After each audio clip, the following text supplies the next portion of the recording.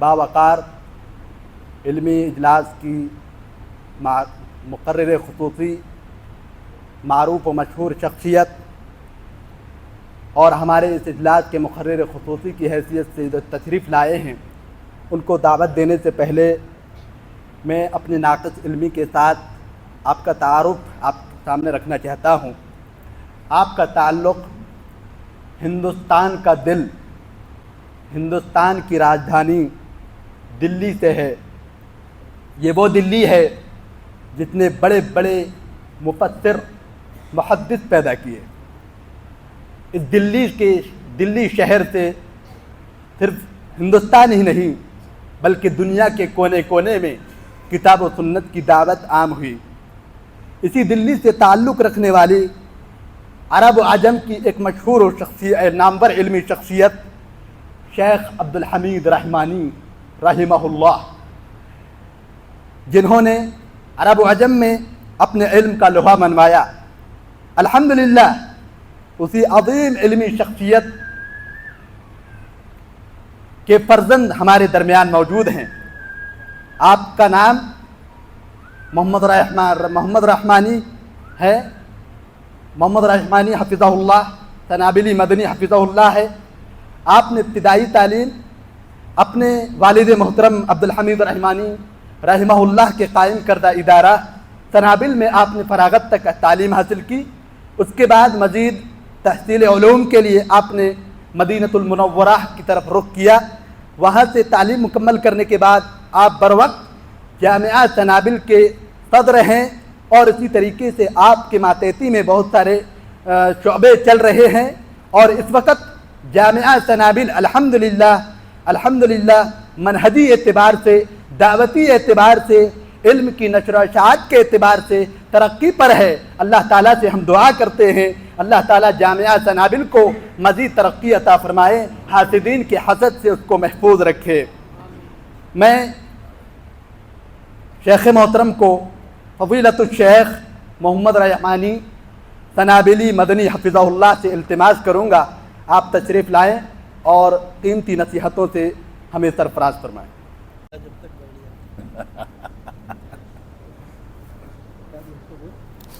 السلام علیکم ورحمۃ اللہ وبرکاتہ۔ بسم اللہ الرحمن الرحیم، الحمد للہ رب العالمین، والصلاة والسلام علی رسولہ الکریم محمد وعلی آلہ واصحابہ اجمعین، اما بعد۔ اعوذ باللہ من الشیطان الرجیم، بسم اللہ الرحمن الرحیم۔ لقد كان لكم في رسول الله أسوة حسنة لمن كان يرجو الله واليوم الآخر وذكر الله كثيرا۔ وقال الله تبارك وتعالى لقد من الله على المؤمنين إذ بعث فيهم رسولا من أنفسهم يتلو عليهم آياته ويزكيهم ويعلمهم الكتاب والحكمة وإن كانوا من قبل لفي ضلال مبين۔ وقال الله تبارك وتعالى لقد جاءكم رسول من أنفسكم عزيز عليه ما عنتم حريص عليكم بالمؤمنين رؤوف رحيم۔ محترم و مکرم جناب صدر اجلاس، اسٹیج پر موجود علماء کرام، سیونی کی جماعت اہل حدیث کے نوجوانوں، ذمہ داران اور خواتین ملت اسلامیہ، جو موضوع یہاں میرے لیے منتخب کیا گیا ہے، سیاہ کاریوں کے چلتے اور رسول اکرم صلی اللہ علیہ وسلم کی سنت پر عمل پیرا ہونے کے سلسلے میں کوتاہی اور سستی کا شکار ہونے کے نتیجے میں حقیقت میں ہم اس قابل نہیں کہ رسول اکرم صلی اللہ علیہ وسلم کی سیرت مبارکہ پر دو حرف بھی آپ کے سامنے پیش کر سکیں۔ وہ پاکیزہ سیرت، رسول اکرم صلی اللہ علیہ وسلم کی وہ شخصیت، آپ کا وہ مقام، آپ کی عظمت، آپ کے تعاملات، چاہے آپ بچوں کے ساتھ کوئی تعامل کریں، خواتین کے ساتھ تعامل کریں، خادموں کے ساتھ تعاون کریں، تعامل کریں، یا آپ کے معاملات جانوروں اور ایسے ہی جمادات اور دنیاوی امور میں دوسری چیزوں سے متعلق جو آپ کی احادیث مبارکہ کے اندر پائے جاتے ہیں، یہ اتنا جامع اور اتنا عظیم سیرت کا سرمایہ ہے جس کو جمع کیا جائے تو انسان کی زندگی گزر جائے، کئی شبیں گزر جائیں، لیکن اس کا عشر عشیر بھی ادا نہ کیا جا سکے۔ رسول اکرم صلی اللہ علیہ وسلم کا مقام صرف آپ کے مبارک حلیے کو، آپ کے مبارک جسمانی ہیئت کو، آپ کے چال ڈھال کو، آپ کے کھانے پینے کو، آپ کے اٹھنے بیٹھنے کو، آپ کے سونے اور بیدار ہونے کو، آپ کے مسکرانے کو، آپ کی داڑھی مبارک اور آپ کے مبارک بالوں کی کیفیت کو اگر درج کرنا ہو تو اس کے لیے بھی صدیوں چاہیے۔ صحابہ کرام ذکر کرتے ہیں، اور یہ صحابہ کرام کا رسول اکرم صلی اللہ علیہ وسلم کی ذات گرامی کے بارے میں اہتمام کا ایک چھوٹا سا نمونہ ہے کہ صحابہ کرام رسول اکرم صلی اللہ علیہ وسلم کی ذات گرامی میں اس بات کو گن کر کے رکھا کرتے تھے کہ آپ کی مبارک داڑھی کے کتنے بال پک چکے ہیں، آپ کے مبارک سر کے کتنے بال پک چکے ہیں، اس کو شمار کیا جاتا تھا۔ آپ کے مبارک جسم سے اگر پسینہ ٹپکتا تھا تو صحابہ کرام عطر کی شیشیوں میں اس کو جمع کیا کرتے تھے۔ آپ وضو فرماتے تھے تو وضو کا پانی زمین پر گر نہیں پاتا تھا، صحابہ کرام اس کو اچک لیا کرتے تھے۔ اور جب قیصر و کسریٰ کے جاسوسوں کو بھیجا گیا، وہاں کے بادشاہوں نے بھیجا کہ جا کر کے مسلمانوں کی کوئی کمزوری، کوئی نزاکت یا کوئی ایسی دکھتی رگ تلاش کر کے لاؤ جس کی بنیاد پر مسلمانوں کو نقصان پہنچانا آسان ہو۔ جب وہ قاصدین اور وہ جواسیس آ کر کے متابعہ کرنے لگے تو ان لوگوں نے قیصر و کسریٰ سے اپنے ذمہ داران اور بادشاہوں سے جا کر کے بتایا کہ نہیں، یہ تو ایسی شخصیت ہے کہ اس کے ساتھی پہننے اوڑھنے کو کچھ ملے نہ ملے، بھوکے اور پیاسے رہیں، پیبند لگے کپڑے پہنے، بغیر چھت کے مکان کے نیچے زندگی گزارے، جب بارش ہو تو ان کے عالمی مرکز مسجد نبوی کی چٹائیاں بھیگ جایا کریں اور کیچڑ میں سجدہ کرنے پر مجبور ہو جائیں۔ یہ قوم تو ایسی ہے کہ ان تکلیفوں کے باوجود اپنے نبی کے وضو کا پانی نہیں گرنے دیتی۔ یہ اہتمام ہے۔ ایسی قوم کو شکست دے پانا یہ ہمارے لیے ممکن نہیں ہے۔ تو صحابہ کرام کا یہ وتیرہ ہمارے لیے کھلا پیغام ہے کہ سیرت رسول، سنت رسول، اتباع رسول، اطاعت رسول، ان چیزوں پر مسلمان جتنا زیادہ گامزن ہوگا، جتنا زیادہ قوت کے ساتھ ان چیزوں کو لے کر کے چلے گا، وہ اس دنیا میں اتنا زیادہ کامیاب ہوگا۔ آپ رسول اکرم صلی اللہ علیہ وسلم کی مبارک سیرت میں آپ کے واقعات دیکھ لیں۔ رب کائنات نے آپ کے بچپن سے، جب آپ سن شعور کو نہیں پہنچے تھے، اسی دور سے اللہ رب العالمین نے آپ کی شخصیت کے لیے اہتمام فرمایا۔ ناچ گانے کی کوئی محفل تھی، وہاں کچھ بچوں کے ساتھ نکلنے لگے، غشی طاری ہو گئی، رب کائنات نے حفاظت فرما دی۔ یہ صورتحال تھی کہ بچپن میں بچوں کے ساتھ کھیل رہے تھے، ایک فرشتہ آتا ہے، آپ کو لٹاتا ہے، سینہ چاک کرتا ہے، سینے سے دل کو نکالتا ہے، آب زمزم اور سونے کے برتن میں رکھ کر کے اس کو غسل دیا جاتا ہے، دنیاوی آلائشوں سے پاک کیا جاتا ہے۔ بچے گھبرا گئے، ڈر کے بھاگ گئے، لیکن رب کائنات نے اس ذات گرامی کو جو آگے چل کر کے نبی آخر الزماں ہونے والا تھا، جس کے دل پر قرآن مجید کا نزول ہونے والا تھا، جو نبی آخر الزماں اتنا زیادہ پاکیزہ زندگی اختیار کرنے والا تھا کہ مدینہ کی گلیوں سے گزر رہا تھا، رات کی تاریکی تھی، آپ کے ساتھ آپ کی ایک بیوی غالباً صفیہ تھی، صحابہ کرام کہیں موجود تھے، تو رسول اکرم صلی اللہ علیہ وسلم نے فرمایا یہ میری بیوی ہے، کوئی اجنبی عورت نہیں ہے۔ پاکیزگی کا یہ عالم تھا۔ کون سے صحابی رسول یا کوئی اسلام دشمن اس دور میں اس چیز کا حامل ہو سکتا تھا کہ نبی آخر الزماں کے بارے میں، آپ کے کیریکٹر اور آپ کے اخلاق کے بارے میں ذرہ برابر شبہات کا شکار ہو سکے؟ لیکن اس کے باوجود نبی آخر الزماں کی زندگی چمکتے سورج کی مانند اتنی زیادہ پاکیزہ تھی کہ آپ شبہات چھوڑ کر کے نہیں چلتے تھے۔ یہ مقام تھا، یہ عظمت تھی، یہ رسالت کا پیغام تھا جو بچپن سے رب کائنات نے اپنی تربیت میں لے کر کے اس نبی آخر الزماں کی تربیت فرمائی۔ آپ دیکھیں سیرت رسول میں رب کائنات نے اعتقادی دروس دیے، رب کائنات نے ایسے سبق آموز دروس دیے، چاہے جنگ احد ہو، جنگ بدر ہو، خندق کے واقعات ہوں۔ ان واقعات میں رسول اکرم صلی اللہ علیہ وسلم کی سیرت، آپ کی اتباع کے لیے یہ پیغام مسلمانوں کو قیامت تک کے لیے دے دیا گیا کہ جو نبی کی پیروی کرے گا، آپ کی اتباع کرے گا، آپ نے جو کچھ کہہ دیا اس کے مطابق زندگی گزارے گا، من وعن ویسے ہی زندگی کو ڈھالے گا، چلے گا تو ابن عمر کے طریقے سے نقالی کر کے چلے گا کہ میرا نبی کیسے چلتا تھا۔ استنجا اور قضاء حاجت کے لیے جب نکلے گا تو ابن عمر کا رضی اللہ تعالی عنہما کا اسوہ اس کے سامنے ہوگا کہ اسی میدان میں جائے، اسی مقام پر جائے جہاں نبی آخر الزماں کو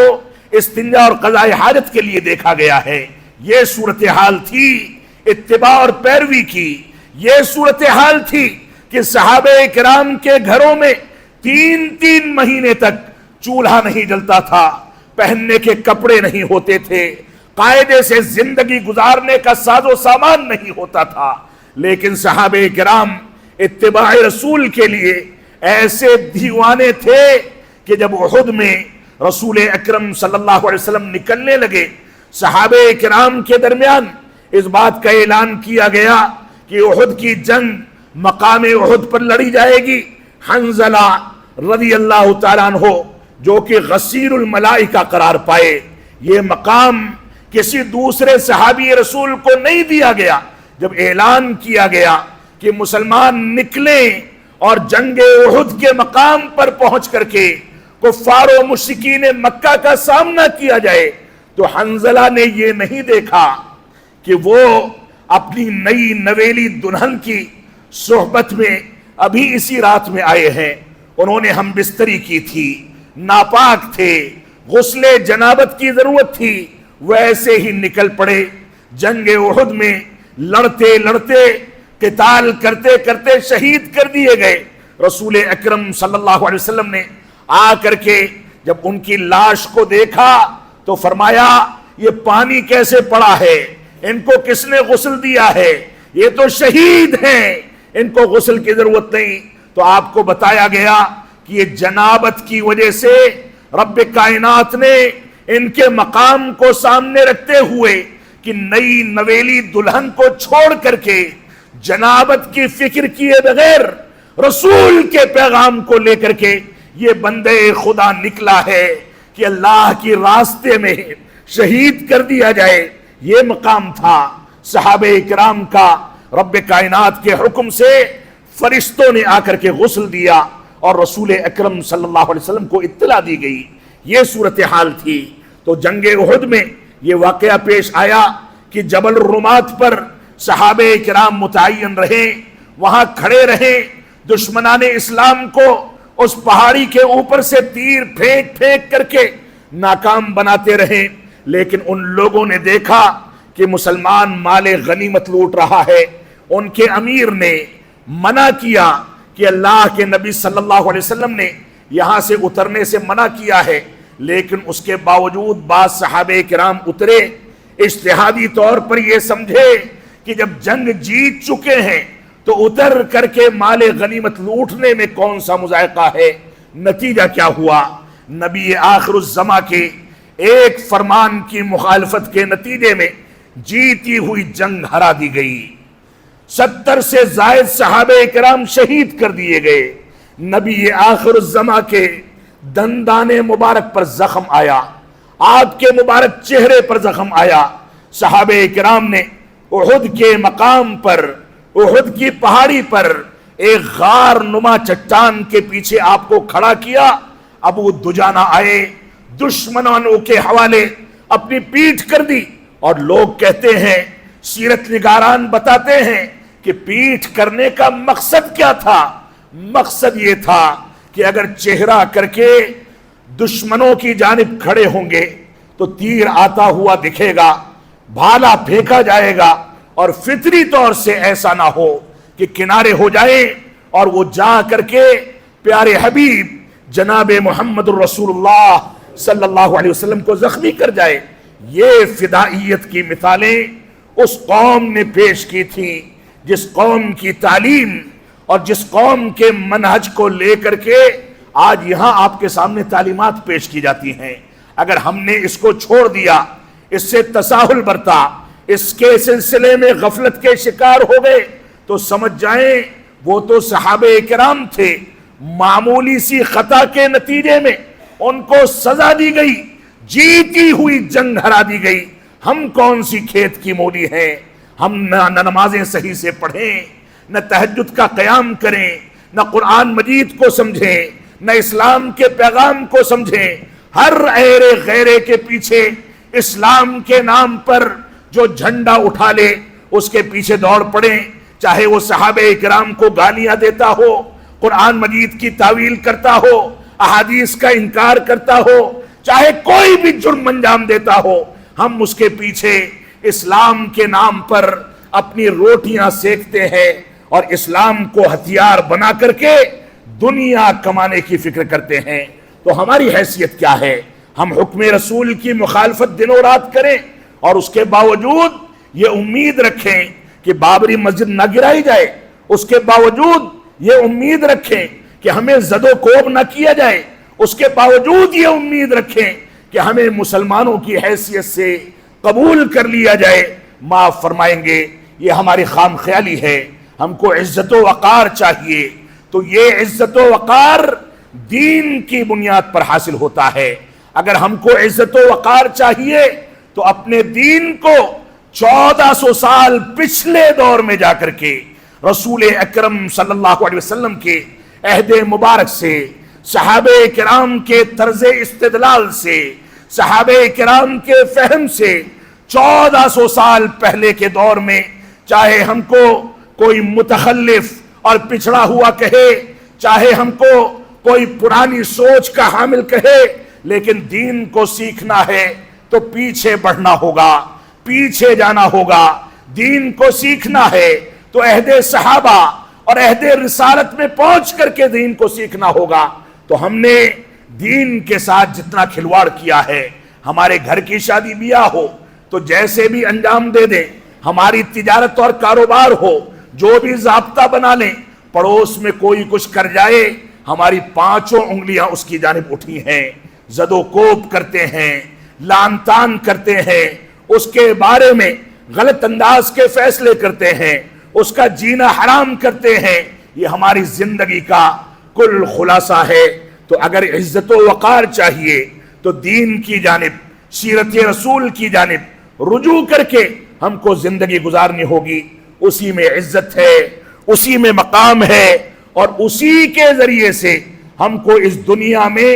عزت و وقار ملنے والا ہے۔ میں نے جو آیتیں آپ کے سامنے تلاوت کی ہیں، ان آیتوں کو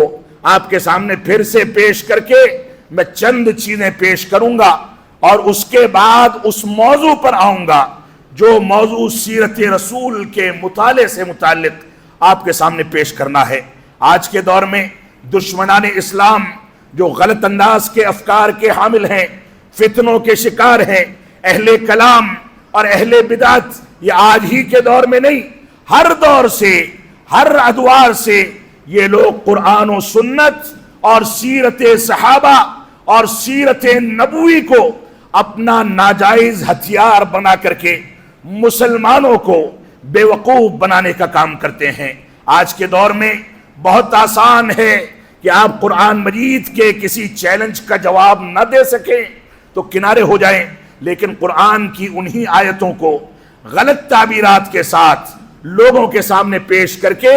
قرآن مجید کے مفاہیم کو تبدیل کر دیں۔ آپ بتائیں کوئی ایک شخص اس بات کا جواب دے، رافضہ وجود میں آئے، اسلام میں پہلی بدعت جس کو وجود ملا وہ خوارج کی بدعت تھی،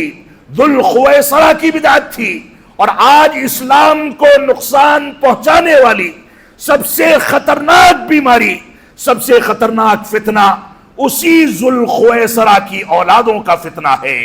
انہی خوارج کا فتنہ ہے۔ وہی ذوالخویصرہ جس نے جا کر کے ہمارے نبی آخر الزماں کے سامنے کہا تھا، یا محمد، اے محمد میرے ساتھ انصاف کیجئے، تو اللہ کے نبی صلی اللہ علیہ وسلم نے فرمایا تھا اگر میں انصاف کرنے والا نہیں ہوں تو دنیا میں کون انصاف کرنے والا ہے؟ میں انصاف نہیں کروں گا تو کون انصاف کرے گا؟ آپ نے فرمایا تھا وَيْلَكَ اے ذوالخویصرہ، تیرے لیے تباہی ہے، تیرے لیے بربادی ہے۔ یہ خوارج کا پہلا فتنہ تھا جو ہمارے نبی کو چیلنج کرنے کے لیے کھڑا ہوا تھا، یہ خوارج کا پہلا فتنہ تھا جس نے ہمارے نبی کی توہین کی تھی، یہ خوارج کا پہلا فتنہ تھا جس فتنے کو نبی آخر الزماں نے بذات خود اپنی زبان مبارک سے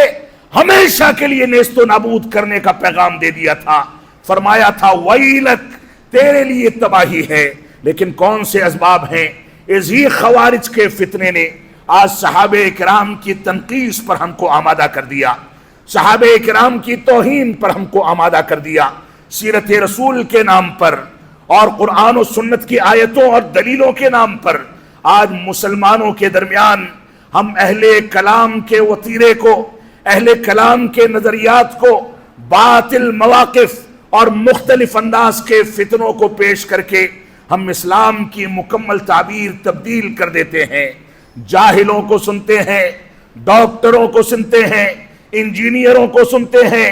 ایسے ہی ایڈوکیٹس کو سنتے ہیں، ان لوگوں کو سنتے ہیں جو دین کے متخصص نہیں اور یہ سمجھتے ہیں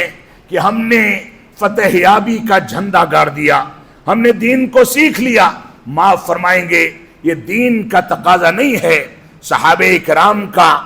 وتیرہ تو یہاں تک تھا، یہ ضابطہ تھا کہ دین کے نام پر کوئی بات دیکھ لے تو فوراً اگر غلط ہے تو برات کا اعلان کر دیتے تھے۔ ابن عمر رضی اللہ تعالیٰ عنہما کا وتیرہ تھا جب کسی کو رخصت کرتے تھے تو رخصت کرنے سے پہلے وصیت فرماتے تھے کہ تم جا رہے ہو، اگر کہیں تمہارا سامنا اہل کلام اور اہل بدعت سے ہو جائے، خوارج سے ہو جائے، تو ان کو میرا پیغام دے دینا کہ ابن عمر ان سے بری ہے، ان کے ساتھ کھڑا نہیں ہو سکتا، ان سے برات کا اعلان کرتا ہے۔ یہ صحابہ کرام کا وتیرہ تھا۔ لیکن ہم نے اہل کلام کے تمام فتنوں کو، ہر قسم کے شبہات کو دین سمجھ کر کے، دین کے نام پر لوگوں کی گمراہی کا سامان بنا کر کے پیش کر دیا ہے، اور ہم خود بھی تباہ ہوتے ہیں اور لوگوں کو بھی تباہ کرتے ہیں۔ رسول اکرم صلی اللہ علیہ وسلم نے انہی لوگوں کو رویبضہ سے تعبیر کیا تھا۔ اللہ کے نبی صلی اللہ علیہ وسلم نے انہی لوگوں کے بارے میں فرمایا تھا فَضَلُّوا وَأَضَلُّوا، یہ بغیر علم کے فتویٰ دیں گے، خود بھی گمراہ ہوں گے، لوگوں کو بھی گمراہ کریں گے۔ آج ہمارا سارا کا سارا معاملہ، ہمارا پورا کا پورا دین اسی قسم کے جاہلوں کے گرد سمٹ کر کے چلتا ہے۔ کوئی ڈاکٹر آ کر کے غلط بیانی کرے اور اس کے بعد ہم دیوانگی کے اندر پڑھ کر کے سوشل میڈیا پر ساری غلطیوں کو نظر انداز کر کے اس کی حمایت کریں، جاہلوں کو پروموٹ کریں، جہالت کو پھیلائیں، جہالت کی تشہیر کریں۔ معاف فرمائیں گے یہ ہماری ذمہ داری نہیں ہے، ہم سے آخرت میں اس کے بارے میں سوال کیا جائے گا۔ تو میں نے جو آیت کریمہ آپ کے سامنے تلاوت کی ہے اس میں رب کائنات نے ارشاد فرمایا لَقَدْ كَانَ لَكُمْ فِي رَسُولِ اللَّهِ أُسْوَةٌ حَسَنَةٌ۔ اے لوگو سن لو، اس بات کو یقینی طور سے اپنے ذہن و دماغ میں بیٹھا لو، اس بات پر مکمل یقین رکھو ایسے ہی یقین رکھو کہ تم جیسے اس مسجد میں جمع ہو، تم کو یقین ہے کہ میں بول رہا ہوں، تم سن رہے ہو، تم کو یقین ہے کہ آج یہ اجلاس منعقد کیا گیا ہے، تم کو یقین ہے کہ تمہارا باپ کون ہے، تمہاری ماں کون ہے، تمہارے بچے کون ہیں، کون سے بچے کا نام کیا ہے، تم کو یقین ہے کہ تمہارے گھر کا پتہ کیا ہے، تم کہاں رہتے ہو، کب سوتے ہو، کب جاگتے ہو، لوگوں سے کون سے تعاملات کرتے ہو، تم کو جیسے یقین ہے اپنے کاروبار پر کہ صبح نکلو گے تو کم از کم اتنا کما کر کے واپس آؤ گے، اگر تم کو یقین ہے تو اس بات پر بھی یقین کرو، کیونکہ یہ بات دنیا داری کی بات نہیں ہے، بلکہ دنیا اور آخرت کی کمائی، آخرت کی کامیابی،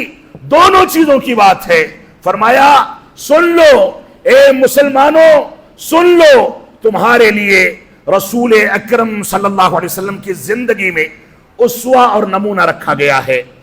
اسوہ حسنہ رکھا گیا ہے، بڑی اچھی اچھی مثالیں رکھی گئی ہیں، بڑا اچھا کردار اور سلوک اور اخلاق رکھا گیا ہے۔ کیا فرمایا؟ فرمایا لمن کان یرجو اللہ والیوم الآخر، ان لوگوں کے لیے جو اللہ رب العالمین سے ملاقات کی امیدیں رکھتے ہیں۔ اگر ملاقات کی امید نہیں رکھتے تو نبی تمہارے لیے اسوہ نہیں ہو سکتا۔ آخرت میں رب کائنات کے سامنے جواب دہی کا تصور اور احساس نہیں ہے تو نبی تمہارے لیے اسوہ اور نمونہ نہیں ہوگا۔ نبی اسوہ اور نمونہ ان لوگوں کے لیے ہے جو اپنے دین کو گھر کی لونڈی نہیں بناتے۔ نبی اسوہ اور نمونہ ان لوگوں کے لیے نہیں ہے جو دین کو عقل اور رائے کی بنیاد پر پیش کرتے ہیں۔ نبی اسوہ اور نمونہ ان لوگوں کے لیے نہیں ہے جو اہل کلام کے طریقے پر چلتے ہیں، بلکہ نبی ان لوگوں کے لیے اسوہ اور نمونہ ہے جو آخرت پر ایمان رکھتے ہیں اور ایسے ہی رب کائنات کا ذکر کرتے ہیں، اللہ رب العالمین سے ملاقات کی امید رکھتے ہیں۔ وہ جانتے ہیں کہ اس دنیا میں چاہے رات کی تاریکی میں کسی کو سنا جائے، رات کی تاریکی میں کوئی فیصلہ کیا جائے یا دن کے اجالے میں دینی امور کا کوئی فیصلہ کیا جائے، وہ جانتے ہیں کہ آخرت میں رب کائنات کو جواب دینا ہے، بتانا ہے کہ ہم نے دین کو کون سے علماء سے سیکھا، یہ بھی جواب دینا ہے کہ کہیں ہم اہل بدعت سے دین کو تو نہیں سیکھتے تھے، یہ بھی جواب دینا ہے کہ کون سا لقمہ حلال کا کھایا، کون سا حرام کا کھایا، یہ بھی بتانا ہے کہ نماز میں کون سا طریقہ اختیار کیا، یہ بھی بتانا ہے کہ نماز میں طریقے رسول کو اختیار کیا یا نہیں کیا۔ یہ ساری کی ساری چیزیں قبر کی زندگی ہی سے آپ سے سوال کر کے پوچھی جائیں گی، اور آخرت میں رب کائنات انہی بنیادوں پر آپ کے لیے جنت یا جہنم کا فیصلہ فرمائے گا۔ تو فرمایا یہ نبی اسوہ حسنہ ہے ان لوگوں کے لیے جو لوگ رب کائنات سے ملاقات کی امید رکھتے ہیں، یوم آخرت پر ایمان رکھتے ہیں اور رب کائنات کے ذکر و اذکار کو جاری رکھتے ہیں،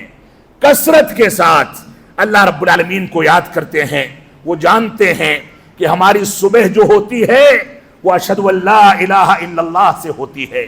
وہ جانتے ہیں کہ نمازوں کے اندر جو دعائیں پڑھی جاتی ہیں یہ وحدانیت اور اتباع رسول کی دلیلیں ہیں۔ وہ جانتے ہیں کہ اس اذان میں کسی امام کی جانب دعوت نہیں دی جاتی، لہذا وہ جب مسجد میں آتے ہیں تو امام کے طریقے پر نہیں بلکہ انہی کلمات کے بمصداق رسول اکرم صلی اللہ علیہ وسلم کے طریقے پر نمازیں ادا کرتے ہیں، اقامت کہتے ہیں، سجدہ کرتے ہیں، رکوع کرتے ہیں، لوگوں کے ساتھ اٹھتے بیٹھتے ہیں، تلاوت کرتے ہیں، دعاؤں کا انتخاب کرتے ہیں، سلام پھیرتے ہیں، رفع الیدین کرتے ہیں، آمین زور سے کہتے ہیں۔ یہ سارے کے سارے فیصلے رسول اکرم صلی اللہ علیہ وسلم کی سنت کے مطابق کیے جاتے ہیں، کیونکہ وہ جانتے ہیں کہ ہمارے نبی نے نمازیں کیسے ادا کی، وہ جانتے ہیں کہ صحابہ کرام نے نبی کی نماز کو کیسے برت کر کے دکھایا، کون سا طریقہ پیش کیا، لہذا ان کے لیے نبی کی زندگی اسوہ اور نمونہ ہے، کیونکہ ان کو آخرت میں جواب دینا ہے، کیونکہ رب کائنات سے ملاقات کرنی ہے، کیونکہ یہ ذکر و اذکار کرتے ہیں، اس وجہ سے یہ اپنی مسئولیت کو سمجھتے ہیں۔ اور دوسری آیت کریمہ جو آپ کے سامنے تلاوت کی گئی، اس میں رب کائنات نے ارشاد فرمایا لَقَدْ مَنَّ اللَّهُ عَلَى الْمُؤْمِنِينَ اذ بعث فيهم رسولا من انفسهم يتلو عليهم آياته ويزكيهم ويعلمهم الكتاب والحكمة وإن كانوا من قبل لفي ضلال مبين۔ سورہ آل عمران کی آیت کریمہ ہے۔ رب کائنات نے یہاں پر بھی لقد کے ذریعے آیت کریمہ کو شروع کیا ہے، یقین دلایا ہے کہ یقین کر لو کہ اللہ رب العالمین نے تمہارے اوپر احسان عظیم کیا ہے۔ کون سا احسان عظیم کیا؟ فرمایا مومنوں پر رب کائنات نے احسان عظیم کیا، اذ بعث فیہم رسولا من انفسہم، کہ ان کے درمیان انہی کے جیسا انسانوں میں شمار کیا جانے والا، بازار میں گھومنے والا، استنجا اور قضاء حاجت کی ضرورتوں کو محسوس کرنے والا، بھوک اور پیاس کو محسوس کرنے والا، شادی بیاہ کی ضرورت کو محسوس کرنے والا، آل اولاد والا، ماں باپ والا، ہمارے جیسا ایک انسان ہمارے درمیان نبوت سے سرفراز کر کے مبعوث کیا۔ یہ رب کائنات کا احسان عظیم ہے کہ اس نے مسلمانوں کو ایسا نبی دیا جو نبی مسلمانوں کے لیے رات کی تاریکی میں بیدار ہو کر کے روتا ہے، گر گڑاتا ہے، اس کے مبارک پیروں میں ورم آ جاتا ہے، اس کے مبارک سینے سے گڑگڑاہٹ کی آواز اٹھتی ہے۔ وہ نبی اتنا محسن اور انسانیت کے لیے اتنا رحیم و کریم ہے کہ اس نبی کو رب کائنات نے مبعوث کر کے اس دنیا کے لیے صرف مسلمانوں کے لیے نہیں بلکہ پوری انسانیت کے لیے، صرف انسانیت کے لیے نہیں بلکہ جانوروں کے لیے، آسمان و زمین کے لیے، پرندوں کے لیے، درندوں کے لیے، جمادات کے لیے، پیڑ پودوں کے لیے، پانی اور ایسے ہی جو بھی چیزیں ہم استعمال کرتے ہیں، ہر چیز کے لیے رب کائنات نے اس کو رحمت بنا کر کے بھیجا۔ رب کائنات نے فرمایا وَمَا أَرْسَلْنَاكَ إِلَّا رَحْمَةً لِلْعَالَمِينَ، کہ اللہ کے نبی صلی اللہ علیہ وسلم ہم نے تمام جہانوں کے لیے آپ کو رحمت بنا کر کے بھیجا ہے، لہذا ان کی رحمت کا تقاضا ہے کہ ہم آپ کی اتباع کریں، آپ کی پیروی کریں۔ تو رب کائنات نے فرمایا کہ مومنوں پر رب کائنات نے یہ احسان عظیم فرمایا اذ بعث فیہم رسولا من انفسہم، کہ انہی میں کا ایک رسول ان کے درمیان بھیجا گیا، یتلو علیہم آیاتہ، جو رب کائنات کے پیغام کو اور آیتوں کو پڑھ کر کے ان کو سناتا ہے، اس بات کی پرواہ نہیں کرتا کہ توحید کا پیغام سنائے گا تو طائف والے اس کو لہو لہان کر دیں گے، اس بات کی فکر نہیں کرتا کہ اسی کے ہونے والے قبلے یعنی خانہ کعبہ میں جب وہ سجدہ کرے گا تو اس کی مبارک پیٹھ پر اوجڑی ڈال دی جائے گی، اس بات کی پرواہ نہیں کرتا کہ وہاں جائے گا تو کفار و مشرکین مکہ اس کی گردن میں چادریں ڈال کر کے اس کو گھسیٹیں گے، زد و کوب کریں گے، ماریں گے، پیٹیں گے، اس بات کی پرواہ بھی نہیں کرتا کہ اس کو زہر دینے کی کوشش کی جائے گی، اس کے اوپر جادو ٹونا کیا جائے گا، اس کے اوپر پتھر گرا کر کے اس کو ہلاک کرنے کی کوشش کی جائے گی، اس بات کی پرواہ نہیں کرتا۔ وہ پرواہ کرتا ہے تو صرف اس بات کی کرتا ہے کہ رب کائنات نے جو پیغام دینے کا حکم دیا ہے وہ پیغام دنیا کے سامنے سنا دے۔ اور آج علماء کرام جو انبیاء کے وارث ہیں، نبی آخر الزمان جناب محمد الرسول اللہ صلی اللہ علیہ وسلم کے پیغام کے وارث ہیں، آپ کے علم کے وارث ہیں، یہ علماء اگر اسی طریقے سے تساہل کی زندگی گزارے اور نہیں عن المنکر سے اس خوف سے کنارہ کشی کر لیں کہ لوگ ناراض ہو جائیں گے، صلح کلی اور مصلحت پسندی کی پالیسی اختیار کر کے سب کو خوش کر کے چلیں، تو معاف فرمائیں گے نبی کا یہ پیغام اور نبی کا یہ مشن پورا ہونے والا نہیں ہے، بلکہ ہم خائن قرار پائیں گے کہ ہم نے نبی کے مشن کو اس طریقے سے نہیں اپنایا جیسے صحابہ کرام نے اپنایا تھا، تابعین نے اپنایا تھا، تبع تابعین نے اپنایا تھا، ائمہ محدثین نے اپنایا تھا۔ انہوں نے کوئی پرواہ نہیں کی۔ بخاری کتاب لکھنے چلے تو اشرفیوں کی تھیلی جو چرا لی گئی تھی ان پر اتہام لگا دیا گیا، اس کو قربان کر دیا کہ کہیں صحیح بخاری پر کوئی آنچ نہ آ جائے، کوئی حرف نہ آ جائے۔ ایک ایک حدیث کو صحیح بخاری میں درج کرنے کے لیے غسل کرتے تھے، وضو کرتے تھے، صلاۃ استخارہ پڑھتے تھے، دعائے استخارہ پڑھتے تھے، اس کے بعد حدیث کو اس میں درج کرتے تھے۔ یہ قربانیاں کسی بھی قوم میں، کسی بھی مذہب میں، کسی بھی طاقت کے یہاں، کسی بھی حکومت کے یہاں اگر یہ قربانیاں اپنے دین کے لیے کسی نے پیش کی ہوں تو اس کی چھوٹی سی مثال لا کر کے دے دی جائے۔ تو یہ علماء انبیاء کے وارث ہیں۔ ان علماء کو میں یہاں پر اپنے دل کی تکلیف کے ساتھ ان سے یہ اپیل کرنا چاہوں گا کہ اللہ کے واسطے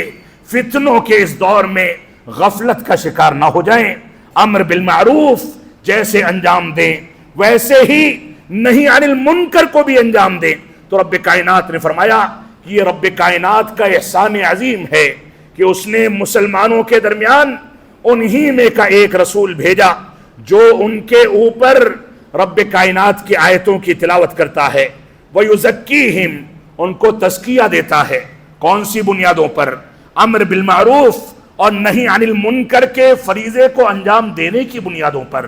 تزکیہ دیتا ہے۔ کون سی بنیادوں پر؟ دین کو دین کے اہل حضرات اور علماء سے سیکھنے کی بنیاد پر۔ کون سی بنیادوں پر تزکیہ دیتا ہے؟ اس بنیاد پر جو علماء جرح و تعدیل کے ضوابط ہیں ان ضوابط کی بنیادوں پر تزکیہ دیتا ہے۔ تو فرمایا ان کو تزکیہ دیتا ہے وَيُعَلِّمُهُمُ الْكِتَابَ وَالْحِكْمَةِ، پھر سے فرمایا کہ ان کو کتاب اور حکمت کی باتیں بتاتا ہے۔ مفسرین تقریباً اس بات پر اجماع کرتے ہیں کہ قرآن مجید میں عموماً حکمت کا لفظ جو آتا ہے اس سے احادیث مراد ہوتی ہیں، یعنی ان کو قرآن کی آیتیں اور اپنا کلام یعنی مبارک حدیث بتاتا ہے، سکھاتا ہے، اس کے مطابق چلنے کا سلیقہ بتاتا ہے، ان کو بتاتا ہے کہ زندگی کیسے گزارنی ہے۔ وَإِن كَانُوا مِن قَبْلُ لَفِي ضَلَالٍ مُبِينٍ، رب کائنات نے فرمایا اس سے پہلے یہ کھلی گمراہی میں تھے۔ اسی آیت کے ذریعے، اسی حکمت کے ذریعے، قرآن و سنت کے ذریعے، نبی آخر الزماں کے ذریعے یہ اندھیروں سے نکل کر کے، تاریکیوں سے نکل کر کے نور ہدایت پر آ کر کے کھڑے ہو گئے۔ ان کو اس نبی نے بتایا کہ کون سے راستے پر چلو گے تو شیطان تم کو تباہ کر دے گا۔ اس نبی نے رات کی تاریکی میں نیند کو قربان کر کے ان کے لیے دعائیں کی کہ اے رب کریم میری امت کو دشمنوں کے تسلط کے ذریعے تباہ نہ کرنا۔ اس نبی نے رو کر کے، گڑ گڑا کر کے مسلمانوں کی ہدایت کے راستے صاف کیے۔ صحابہ کرام کو بچوں کے طریقے سے پالا،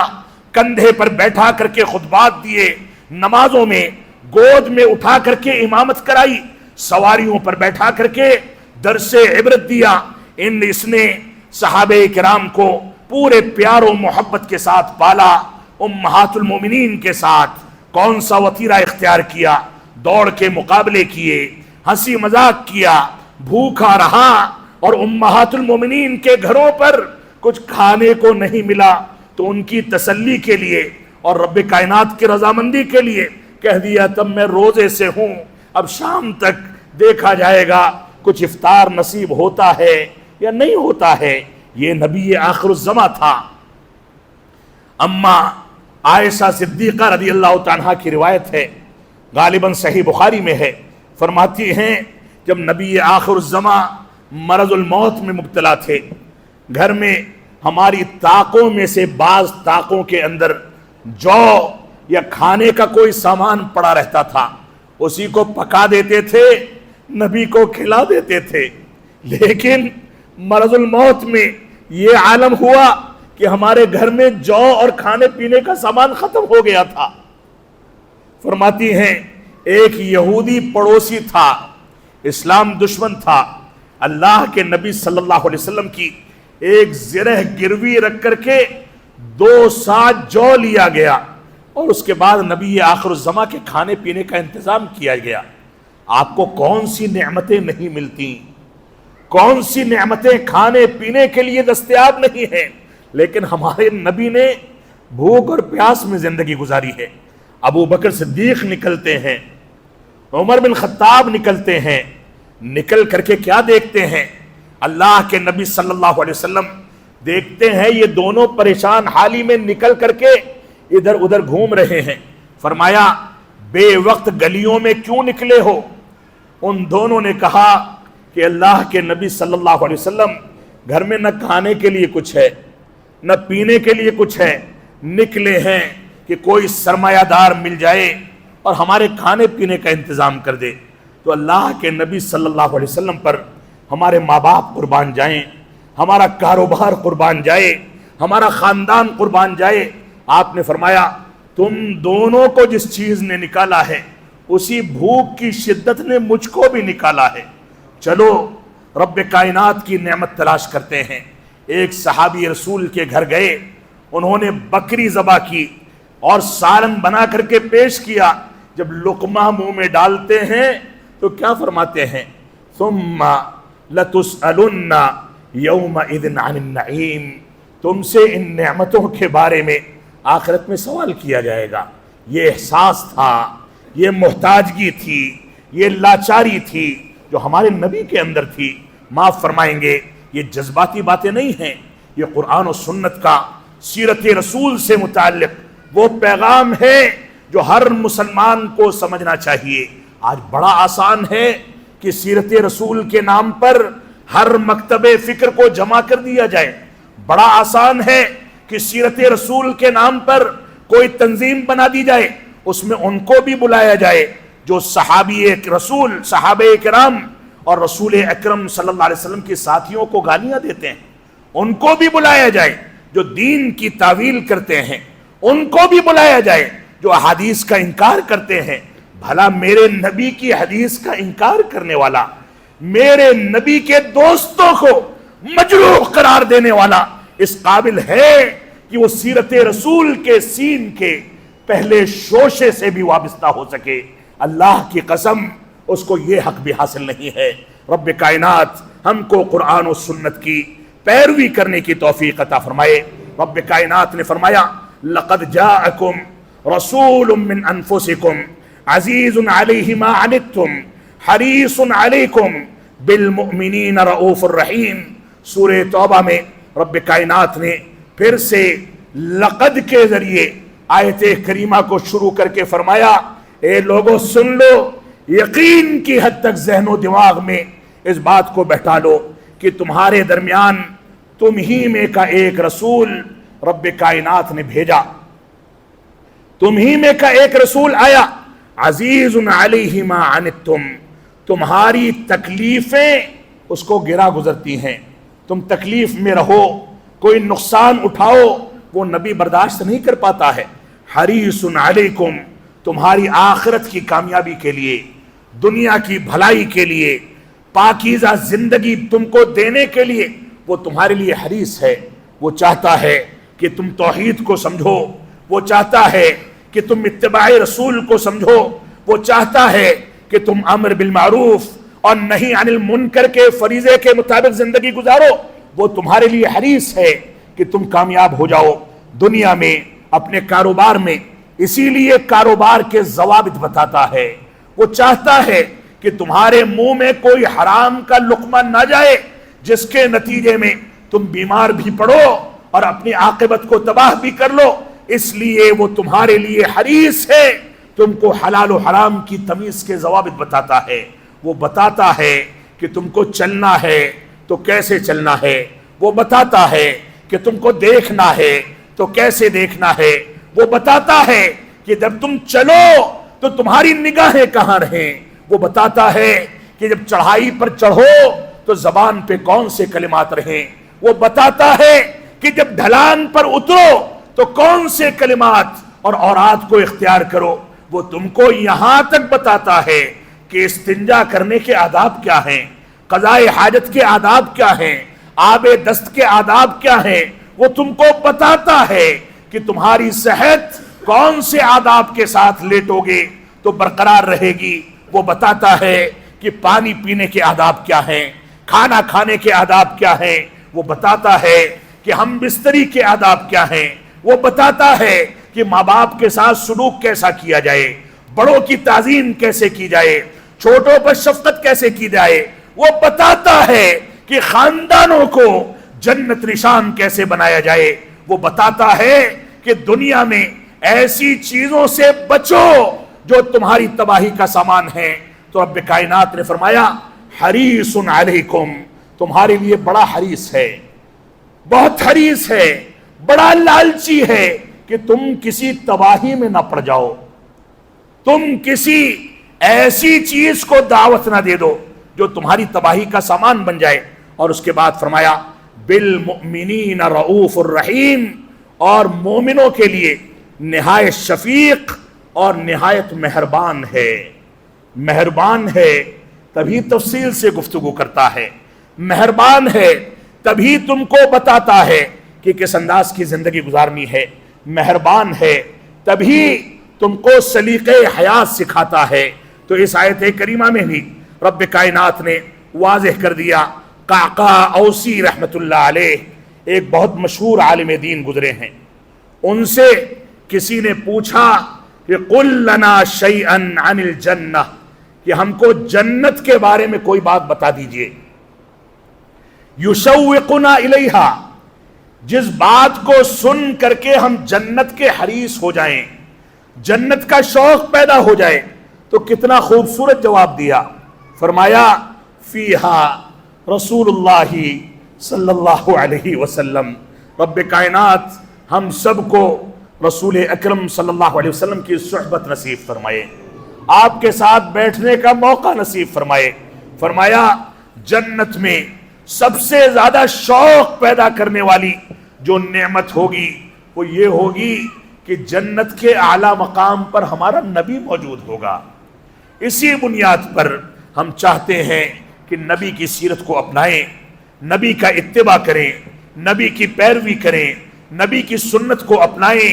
نبی کے طریقے پر چلیں، اور دنیا میں کہیں بھی نبی کی سیرت و اتباع یا نبی کی پیروی کے بارے میں ذرہ برابر انحراف پایا جائے تو یہ ہماری ذمہ داری ہے کہ کان پکڑ کر کے لوگوں کو سیدھا کر دیا جائے، اور اگر سیدھا کرنے کا امکان نہ ہو تو مسجدوں سے، خاندانوں سے، گھرانوں سے، مدارس سے، تنظیموں سے، آفسوں سے ایسے لوگوں کی اصلاح کی کوشش کے باوجود اگر آپ ناکام ہو جائیں تو باہر کا راستہ دکھا دیا جائے کہ نبی کی پیروی میں کوتاہی کرنے والے کی کوئی گنجائش ہمارے حلقے اثر میں نہیں ہو سکتی ہے۔ یہ تقاضا ہے نبی سے محبت کا، یہ تقاضا ہے نبی کی اتباع کا، یہ تقاضا ہے نبی آخر الزماں کی سیرت کا۔ لہذا ہماری ذمہ داری ہے کہ ہم اس جنت کے لیے شوق پیدا کریں جس جنت میں ہم کو نبی آخر الزماں ملنے والے ہیں۔ اس دنیا میں رب کائنات نے ہم کو ایمان کی دولت سے سرفراز کیا، عقیدہ عطا فرمایا، منہج سلف کی دولت سے سرفراز کیا، لیکن ہم محروم ہیں اس چیز سے کہ ہم کو عہد رسالت نہیں ملا، ہم نبی کی صحبت میں نہ بیٹھ سکے،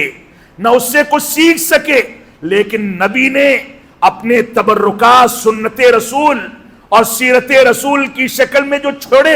وہ آج بھی ہمارے پاس محفوظ ہیں۔ اس وجہ سے ایک تمنا تو ہمارے دلوں میں ہونی چاہیے کہ رب کائنات جنت میں نبی کی صحبت عنایت فرمائے اور اس کے ساتھ بیٹھنے کا موقع نصیب فرمائے، اور معاف فرمائیں گے یہ صحبت کس کو ملے گی، کون سی بنیادوں پر ملے گی، کن وطیروں کو اپنانے کے نتیجے میں ملے گی، کون سے ضوابط کے نتیجے میں ملے گی، یہ کوئی تفصیلی موضوع نہیں ہے۔ جو نبی کا جتنا متبع ہوگا،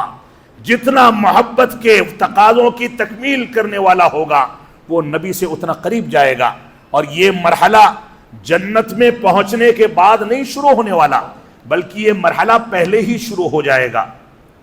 قبر ہی کے اندر نبی کے بارے میں سوال کیا جائے گا، اور آپ کو پتا ہونا چاہیے جب انسان نبی کے بارے میں یا قبر کے 3 سوالوں کے بارے میں جواب نہیں دے سکے گا تو صحیح بخاری اور صحیح مسلم کی روایت ہے، اس میں جو الفاظ ملتے ہیں، ہمارے منحرف احباب، اہل کلام کی پیروی اور تقلید کرنے والے لوگ سن لیں، کان کھول کر کے سن لیں کہ جو جواب نہیں دے سکے گا، جس کے لیے قبر کے دونوں پارٹوں کو ملا دیا جائے گا، جس کے لیے فرشتے مسلط کر دیے جائیں گے کہ اس کے سر پر لوہے کے ہتھوڑے سے وار کریں اور وہ چلاتا رہے، چیختا رہے، اس کو تکلیف پہنچتی رہے، اور عذاب جو آخرت کا ہے وہ اس سے کہیں زیادہ دردناک ہے۔ اگر جواب نہیں دے سکے گا تو کیا کہے گا؟ الفاظ ہیں صحیح بخاری اور صحیح مسلم کے، کہے گا لا ادری، میں اس کا جواب نہیں جانتا، کنت اقول ما یقول الناس، میں وہی کہتا تھا جو لوگ کہتے تھے، میں وہی کرتا تھا جو میرے آباء و اجداد انجام دیتے تھے۔ لوگوں نے کچھ بھی فتویٰ دے دیا، کوئی بھی رہنمائی کر دی، قرآن و سنت سے اس کی دلیل ملے نہ ملے، میں اس کے پیچھے پڑ جاتا تھا اور اسی کے مطابق چلتا تھا۔ تو فرشتے کہیں گے لا دریت ولا تلیت، تو نے نہ کسی چیز کو سمجھا، نہ کسی چیز کو پڑھا، نہ کسی چیز سے عبرت حاصل کرنے کی کوشش کی، لہذا جا تجھ کو عذاب قبر میں مبتلا کیا جاتا ہے۔ یہ صورتحال ہے، یہ نقطے تفریق ہے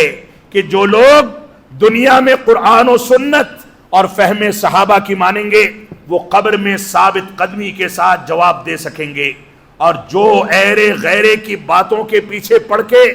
لوگوں کی باتیں کریں گے، سنی سنائی باتوں پر عمل کریں گے، ان کے لیے اس دنیا ہی کی برزخی زندگی سے عذاب کی ابتدا کر دی جائے گی، اور آخرت میں دوبارہ جب اٹھا لیا جائے گا اس کے بعد کا عذاب مزید دردناک ہے۔ رب کائنات ہم کو قرآن و سنت کی پیروی کرنے کی توفیق عطا فرمائے۔ بعض اسلاف سے یہ قول ملتا ہے، کہتے ہیں اصول مذہبنا ثلاثہ، کہ ہمارے مذہب کے 3 اصول ہیں، ہمارے مذہب و مسلک کے 3 اصول ہیں۔ الاقتداء بالنبی، پہلا ضابطہ یہ ہے کہ نبی کی اقتداء اور پیروی کرنا، فی الاخلاق، آپ کی زندگی کے اخلاقیات میں، زندگی کے تمام امور میں، والافعال، آپ نے جو کچھ کیا ان چیزوں میں آپ کی پیروی کرنا، اور اس کے بعد فرمایا والاکل من الحرام من الحلال، اور حلال روزی کے ذریعے کھانا پینا، یہ ہماری زندگی کا دوسرا ضابطہ ہے۔ جو حرام کا لقمہ منہ میں ڈالتا ہے اس کی نہ دعائیں قبول ہوتی ہیں نہ عبادتیں قبول ہوتی ہیں، لہذا انسان کتنی بھی محبت کا اظہار کر دے، حرام کھاتا ہے تو وہ ناکام ہے، نامراد ہے، آخرت اس کی تباہ ہونے والی ہے۔ اور تیسرا ضابطہ بتایا وَإِخْلَاصُ النِّيَّةِ فِي جَمِيعِ الْأَعْمَالِ، تمام کے تمام عملوں کو انجام دینے سے پہلے دلوں کے اندر اخلاص پیدا کرنا، یہ ہمارے مذہب کا تیسرا ضابطہ ہے۔ لہذا اللہ کے نبی صلی اللہ علیہ وسلم کی پیروی، حلال و حرام کی تمیز، اور ایسے ہی اعمال کو انجام دینے میں اخلاص پیدا کرنا، ان تینوں چیزوں کا ہمیں تصور لے کر کے ان کی رعایت کر کے زندگی گزارنی چاہیے۔ جعفر بن محمد بہت مشہور عالم دین گزرے ہیں، ان کے بارے میں ہنسی مذاق کرنے کے عادی تھے، جب کسی سے ملتے تھے تو ہنساتے تھے اور سچے واقعات بیان کر کے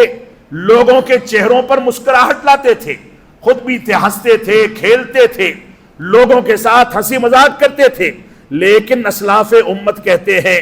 جب رسول اکرم صلی اللہ علیہ وسلم کا ذکر مبارک آتا تھا تو ان کا چہرہ زرد پڑ جاتا تھا، آنسو بہنے لگتا تھا، اور جب رسول اکرم صلی اللہ علیہ وسلم کا تذکرہ آتا تو تذکرہ کرنے سے پہلے بھاگتے جا کر کے وضو کرتے، اور وضو کرنے کے بعد رسول اکرم صلی اللہ علیہ وسلم کا ذکر خیر کرتے تھے۔ آج ہم کتنے پانی میں کھڑے ہیں، اپنے نبی کے تقدس اور اس کے احترام کے لیے ہم کتنی قربانیاں دیتے ہیں. یہ ہماری ذمہ داری ہے کہ اس چیز کو سامنے رکھیں. ہمارا نبی تو وہ ہے جو اشارہ کرتا ہے تو چاند کے 2 ٹکڑے ہو جاتے ہیں. ہمارا نبی تو وہ ہے جس کے بارے میں رب کائنات نے فرمایا ان شانئک ھو الابتر. آپ کی شان تو یہ ہے کہ آپ کے خلاف بدتمیزی کرنے والا دشمن جو آپ کو اذیتیں پہنچاتا ہے، آپ پر آوازیں کستا ہے، آپ کی خلاف ورزی کرتا ہے، آپ کی سنت کی مخالفت کرتا ہے، ایسا دشمن جو سنت رسول، سیرت رسول کی خلاف ورزی کرتا ہے، آپ کی شان یہ ہے کہ وہ نیست و نابود ہو جائے گا، اس کی نسل روک دی جائے گی اور وہ کبھی بھی اس سازش میں کامیابی اختیار نہیں کر سکے گا، مقطوع النسل ہو جائے گا. یہ نبی آخر الزماں کی شان ہے، آپ کا مقام ہے. رب کائنات نے اسی وجہ سے ذمہ داری لیتے ہوئے فرمایا انا کفیناک المستہزئین. جو لوگ مذاق اڑاتے ہیں ہم مذاق اڑانے والوں کے لیے کافی ہیں. آپ کو پریشان ہونے یا ہلکان ہونے کی ضرورت نہیں ہے. آپ چھوڑ دیں، تسبیح و تعلیل کریں، آپ سجدہ ریز ہو جائیں، اللہ رب العالمین سے دعائیں کریں، رب کائنات کی تعریف کریں. آپ کے لیے یہی فریضہ ہے. یہ دشمنان اسلام، چاہے آج کے دور کا کوئی پنڈت اٹھے اور ہمارے نبی کی توہین کرے، جس پنڈت کو نہ استنجا کرنے کے آداب پتہ ہیں، نہ چلنے کے آداب پتہ ہیں، نہ بیوی بچوں کے حقوق سے واقف ہے، جو رذیل قسم کا اور دماغ سے پیدل انسان ہے، وہ ہمارے نبی کی توہین کرے. کوئی بھی اٹھے،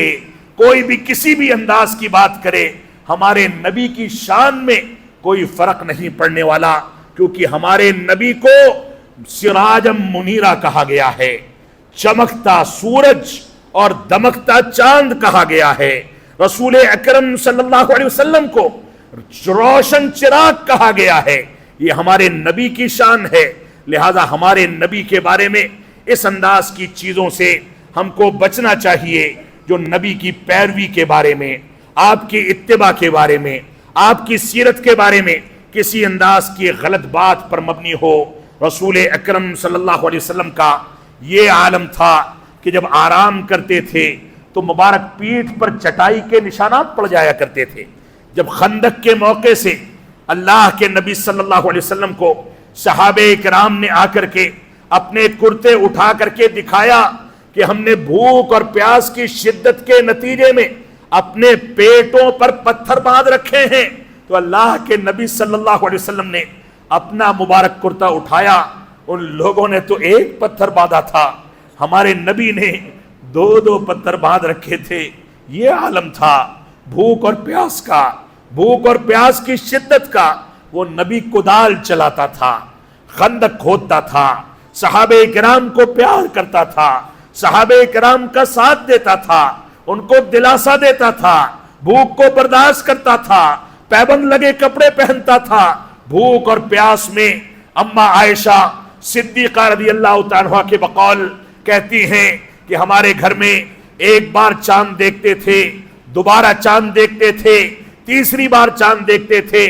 مدتوں گزر جاتی تھی، ہمارے گھر میں چولہا نہیں جلتا تھا. صحابہ کرام نے پوچھا کہ گزارا کیسے ہوتا تھا؟ تو فرماتی ہیں علی الاسودین، 2 سیاہ چیزوں کو، یعنی کھانے میں کھجور کھاتے تھے اور پینے میں پانی پی لیتے تھے، کئی مہینہ اسی پر گزار دیا کرتے تھے. یہ عالم تھا ہمارے نبی کی قربانی کا. تو اس نبی کی سیرت پر آج ان لوگوں کو کیسے اجازت دی جا سکتی ہے جو نبی کے خائن ہیں،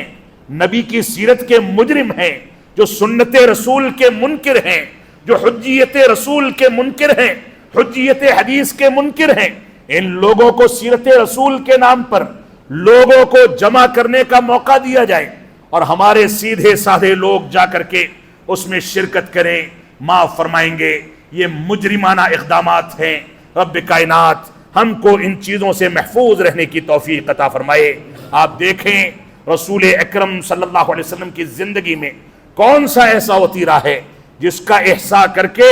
اس کا تذکرہ نہ کیا جائے.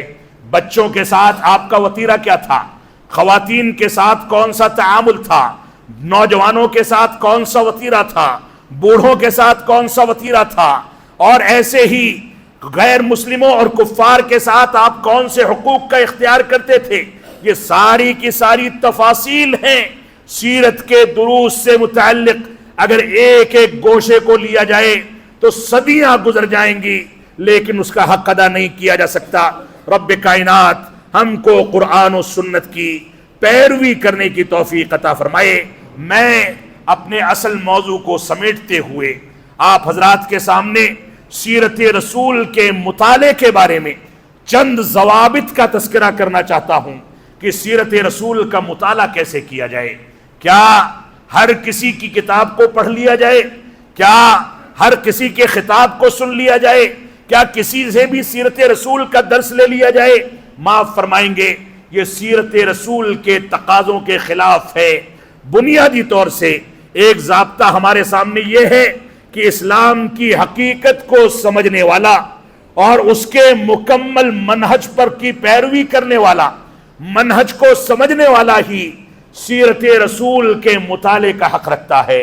کوئی شخص یہ کہے کہ رسول اکرم صلی اللہ علیہ وسلم کے غزوات دینی تنفیذ کے لیے نہیں بلکہ سیاسی امور کے حصول کے لیے تھے، کوئی شخص دین کو سیاست کا ہتھ کنڈا اور سیاست کی بلی کا بکرا بنائے، کوئی شخص سیاست کے بارے میں سیاست کو بہانہ بنا کر کے صحابہ اکرام کی تکفیر کرنے والوں کا ساتھ دے، کوئی شخص سیاست کے غلبے کی بنیاد پر دین کی غلط تعویل کرے، اس کو کسی بھی صورت میں سیرت رسول کا درس دینے یا اس کے بارے میں کوئی ایکٹیویٹی کرنے کا کوئی حق حاصل نہیں ہے. تو پہلا بنیادی ضابطہ یہ ہے کہ جو شخص اسلام کی حقیقت کو سمجھتا ہے، اسلامی مناہج اور ضوابط اور اس کے فہم کو سمجھتا ہے، وہی سیرت رسول کے مطابق زندگی گزار سکتا ہے یا اس کا احیاء کر سکتا ہے، اس کو لے کر کے چل سکتا ہے. سیرت رسول میں دنیا کی ایک معتبر ترین کتاب السیرہ النبویہ الصحیحہ جو اکرم ضیاء عمری جو عراق کے ایک عالم دین گزرے ہیں، ان کی کتاب ہمارے سامنے ہونی چاہیے. اردو زبان کی کتابوں پر اعتماد کر کے ہم نے بڑی گمراہیاں خرید لی، بہت زیادہ گمراہ ہو گئے. عربی زبان کی مراجع و مصادر کی سیرت رسول کی وہ کتابیں جن کے اندر تحقیق کے ساتھ کام لیا گیا ہے، ان کتابوں کو لے کر کے زندگی گزارنا، ان کے دروس کا اہتمام کرنا، علماء سے ان کے دروس سیکھ کر کے اس کے مطابق عمل کرنا، یہ ہماری ذمہ داری ہے. عموماً ہوتا یہ ہے کہ بعض باحثین یا سیرت نگاران شرعی مراجع کا اعتبار کیے بغیر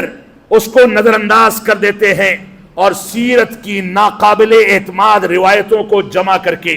سیرت کو دنیا کے سامنے پیش کر دیتے ہیں. یہ ناقابل قبول ہے. ایسے ہی سیرت کے دوسرے افکار کو مقدم کر دیتے ہیں. مثال کے طور پر رسول اکرم صلی اللہ علیہ وسلم کی زندگی سے عبرت پکڑنے کے بجائے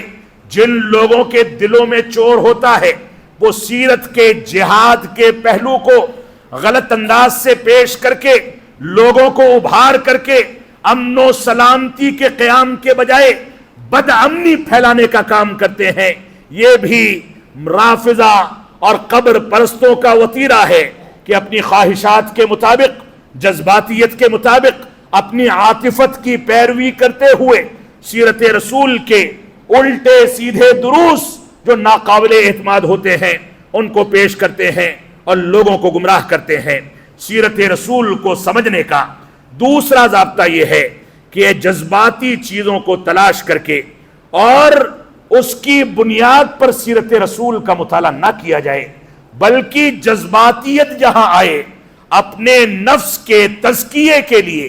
اپنی اصلاح کے لیے، اپنے آپ کو بدلنے کے لیے، گناہوں کو چھوڑنے کے لیے، ثواب اور نیک اعمال کو اپنانے کے لیے اپنی ذات کے ساتھ جذباتیت اختیار کی جائے. یہ جتنے جذباتی لوگ جہاد کا نعرہ لگانے والے نہ طہارت کے مسائل سے واقف ہیں، نہ نماز کے مسائل سے واقف ہیں، نہ اپنے باپ کو جگہ پاتے ہیں کہ مسجد کو آباد کر دے، نہ اپنے گھر والوں کو بیدار کر پاتے ہیں کہ صلاۃ فجر ادا کرے، اور ان کو شوق لگا ہوتا ہے کہ دنیا کو سڑکوں پر نکال کر کے سیرت رسول کے بہانے سے اور قرآن و سنت کے دلائل کے بہانے سے جذباتیت میں مبتلا کر کے اور امن و سلامتی کو بھنگ کر دیا جائے۔ معاف فرمائیں گے، یہ سیرت رسول کا تقاضا نہیں ہے۔ لہذا جذباتی باتوں کا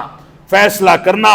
جذباتیت کی بنیاد پر واقعات تلاش کرنا اور ان جذباتی فیصلوں کو دوسروں پر تھوپنا اور اپنی ذات کو بھول جانا، یہ غلط وتیرہ ہے جس سے ہم کو بچنا چاہیے۔ سیرت رسول کے مطالعے کا تیسرا ضابطہ یہ ہے کہ سیرت رسول میں قرآن مجید کو سیرت رسول کا اصل مصدر سمجھا جائے، کیونکہ قرآن مجید مکمل سنجیدگی کے ساتھ نبی آخر الزماں کی زندگی کو پیش کرنے والی کتاب ہے۔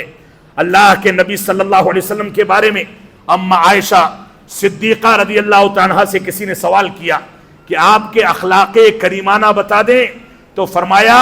کان خلقہ القرآن، رسول اکرم صلی اللہ علیہ وسلم کے اخلاقیات یہ قرآن مجید تھے۔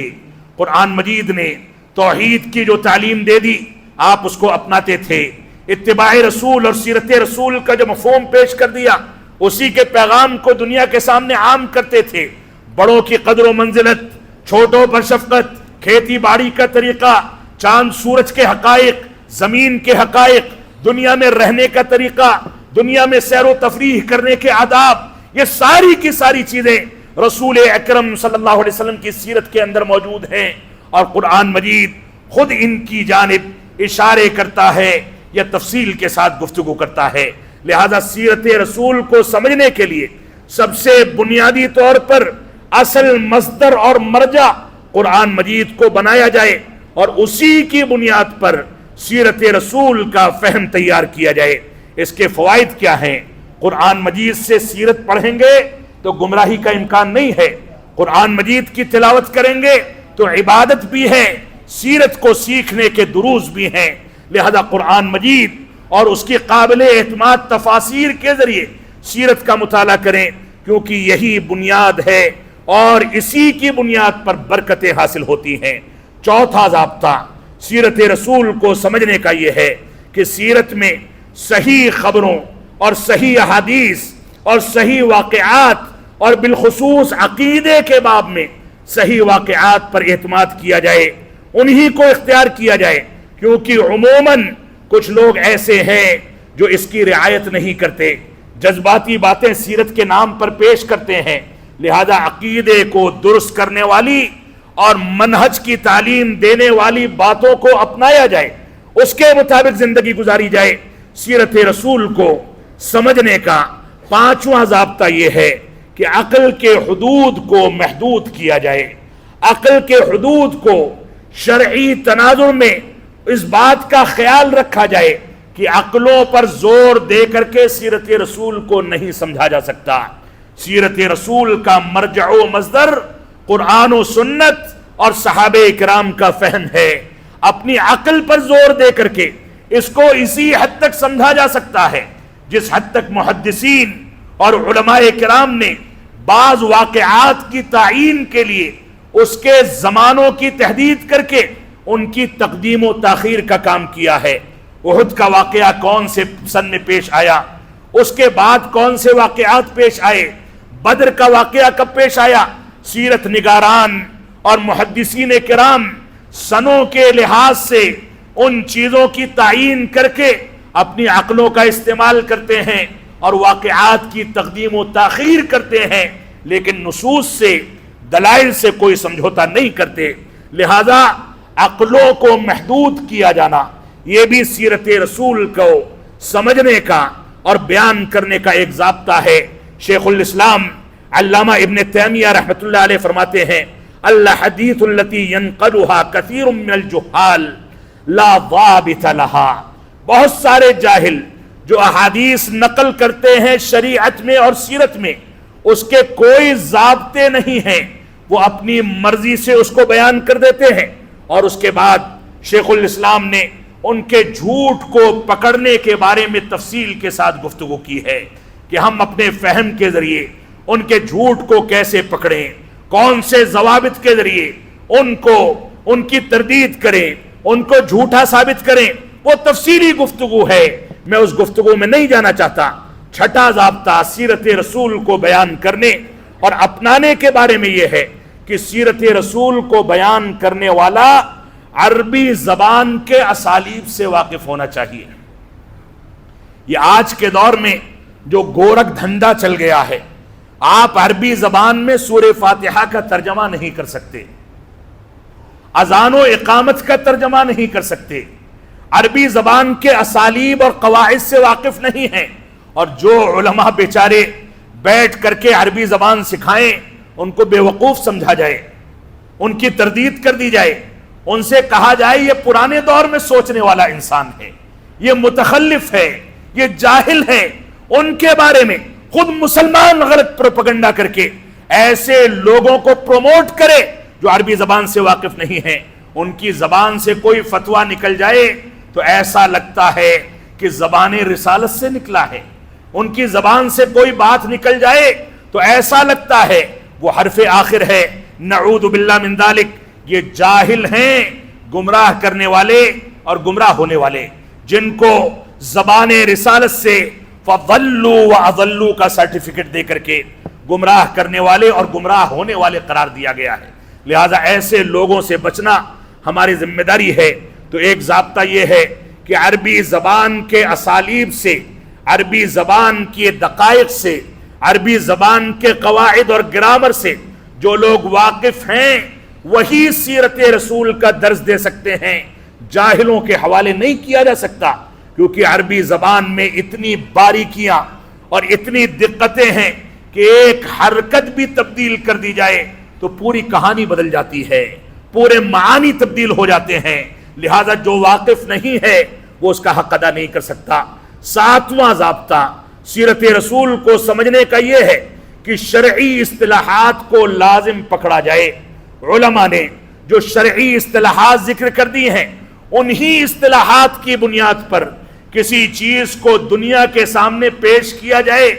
اپنی رائے،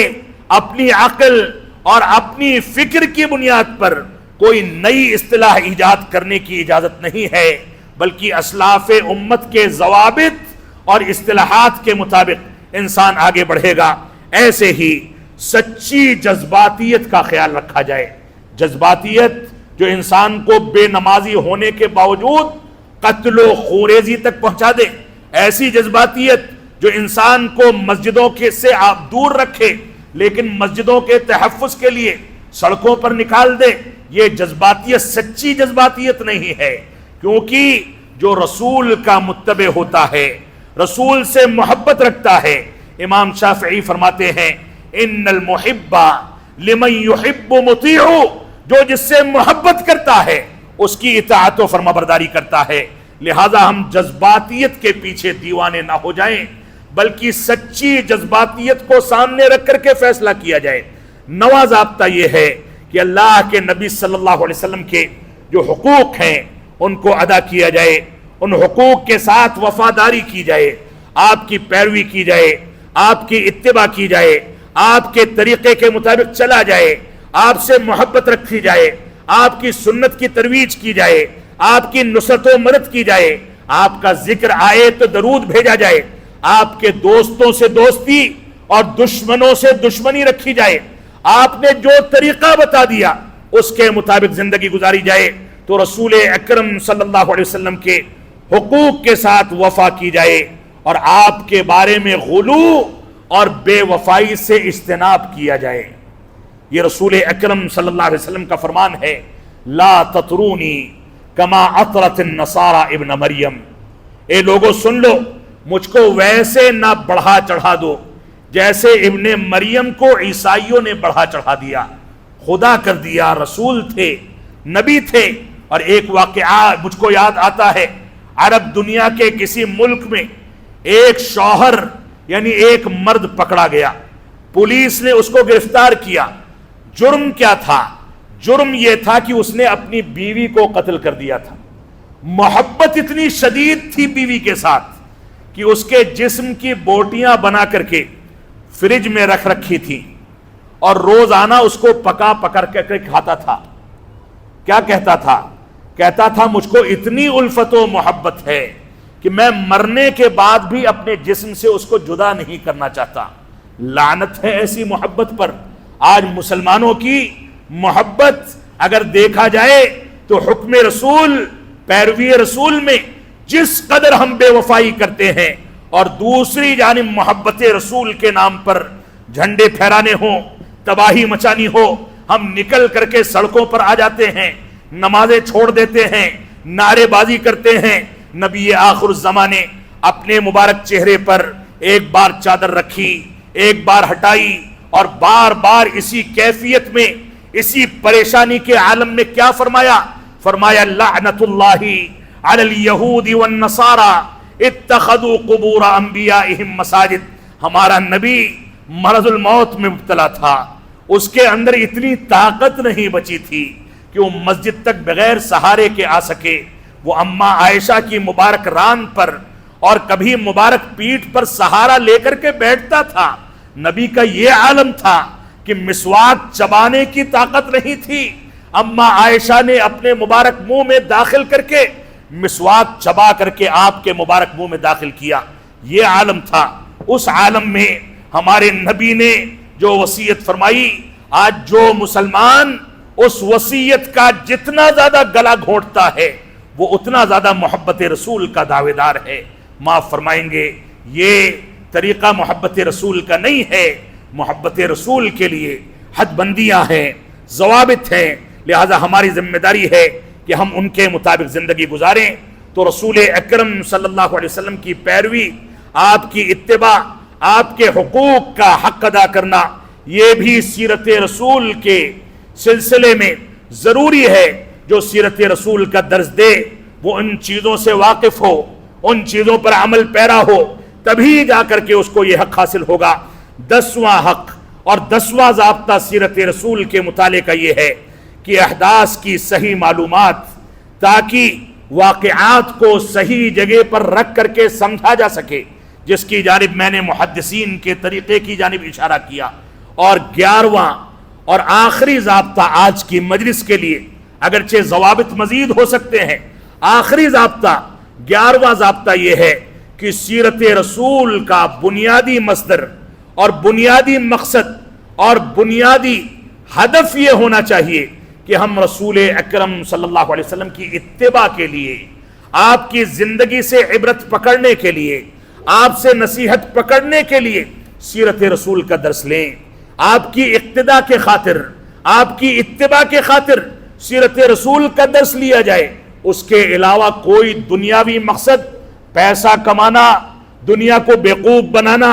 भीड़ जमा करना, कॉन्फ्रेंसें करना और कॉन्फ्रेंसों और प्रोग्रामों के नाम पर चंदा बटोरना, लोगों को बेवकूफ बनाना, ये सारी की सारी चीजें इत्तिबाए रसूल और इक्तिदाए नबी के बरखिलाफ हैं। लिहाजा हमको इससे बचना चाहिए। लिहाजा मैं चंद सवालात करके अपने खिताब को ख़त्म करूंगा कि सीरत रसूल को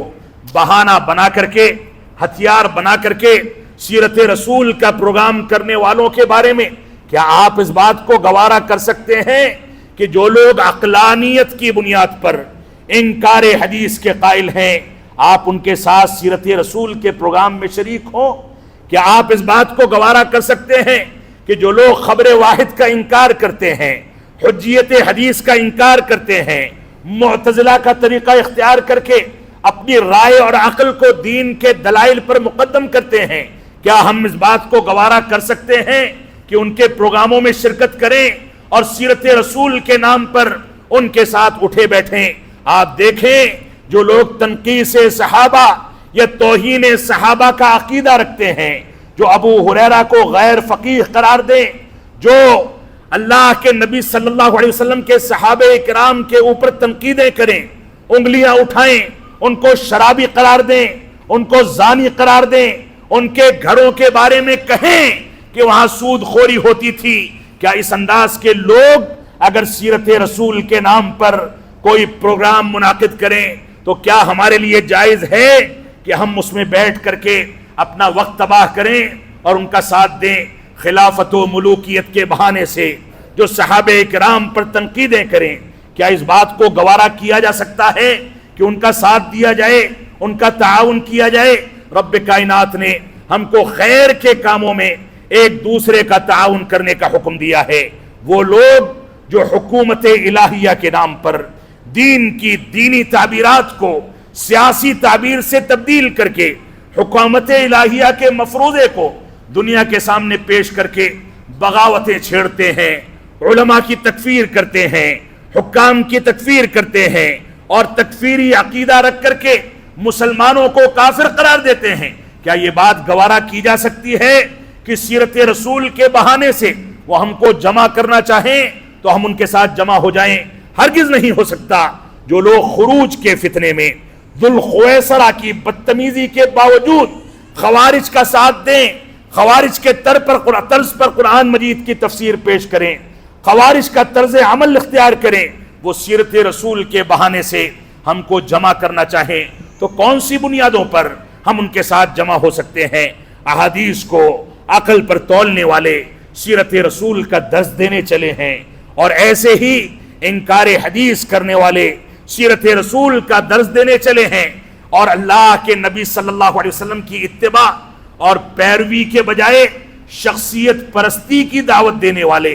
تقلید شخصی کی دعوت دینے والے آج آئیں اور سیرت رسول کا درس دیں، ہم کو اچک لے جائیں، کھینچ لے جائیں، ہمارے ساتھ گستاخی کریں، اور اس کے باوجود ہم ان کا ساتھ دیں، معاف فرمائیں گے، یہ